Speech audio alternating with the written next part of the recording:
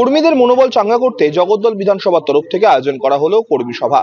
জগদ্দল বিধানসভা অন্তর্গত টাউন ব্লকের সমস্ত স্তরের তৃণমূল কর্মীদের নিয়ে আজ শ্যামনগর রবীন্দ্র ভবনে আয়োজিত করা হলো এক কর্মী সভার। এদিনের সভা থেকে বিধায়ক সোমনাথ শ্যাম তিনি বলেছেন যে আগামী যে নির্বাচনের প্রচারটা কিভাবে হবে এবং সংঘবদ্ধ হয়ে মানুষের কাজ করারই কিন্তু নির্দেশ দেন বিধায়ক সোমনাথ শ্যাম। তার পাশাপাশি ছিলেন ব্যারাকপুর লোকসভা কেন্দ্রের সাংসদ পার্থ ভৌমিক সহ একাধিক তৃণমূল কংগ্রেসের একজাক নেতৃত্ব।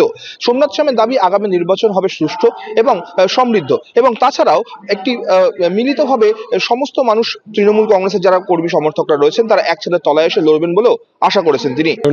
আমাদের নেত্রী মমতা বন্দ্যোপাধ্যায় এবং আমাদের নেতা অভিষেক বন্দ্যোপাধ্যায় তাদের আশীর্বাদে আমি দ্বিতীয়বারের জন্য সুযোগ পেয়েছি এই জগদ্দলের প্রত্যেকটি মানুষকে সেবা করার।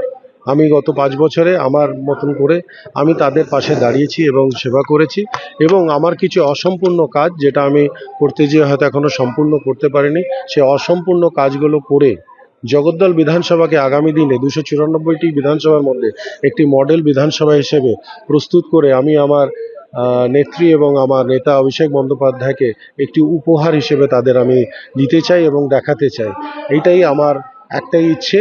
আর তার জন্যে আমাকে ওনারা আশীর্বাদ দিয়েছেন, আমাকে দ্বিতীয়বারের জন্য আমার জগদ্দলবাসীর কাছে ফিরিয়ে দিয়েছেন। এর জন্য আমি তাদের জন্য চিরকৃতজ্ঞ থাকব।